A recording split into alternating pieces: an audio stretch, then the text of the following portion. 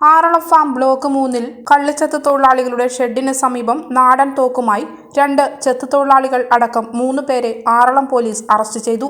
Vietnam സ്വദേശി വിബീഷ് മാത്യു, വീർപ്പാട് സ്വദേശി T R. Vinod, Aralam farm block 12-ലെ താമസക്കാരൻ പി.കെ. രാജേന്ദ്രൻ എന്നിവരെയാണ് ആറളം പോലീസ് അറസ്റ്റ് ചെയ്തത്.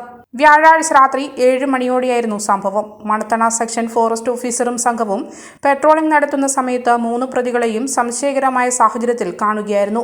ഫോറസ്റ്റ് വാഹനം കണ്ട പ്രതികൾ കയ്യിലെ തോക്ക് എറിഞ്ഞുകളഞ്ഞ് രക്ഷപ്പെടാൻ ശ്രമിച്ചെങ്കിലും ഫോറസ്റ്റ് ഉദ്യോഗസ്ഥർ ഇവരെ തടഞ്ഞു നിർത്തി ആറളം പോലീസിൽ വിവരമറിയിക്കുകയായിരുന്നു.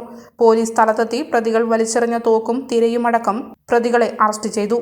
ടി.ആർ. വിനോദ്, പി.കെ. രാജേന്ദ്രൻ എന്നിവർ ഫാമിൽ തെങ്ങ് പാട്ടത്തിനെടുത്ത് കള്ളിച്ചെത്ത് നടത്തിവരുന്ന തൊഴിലാളികളാണ്. വിയറ്റ്നാം സ്വദേശി വിബീഷ് വീട്ടിൽ നിന്നും മാനിറച്ചി പിടികൂടിയ ഫോറസ്റ്റ് കേസിലെ പ്രതി കൂടിയാണ്.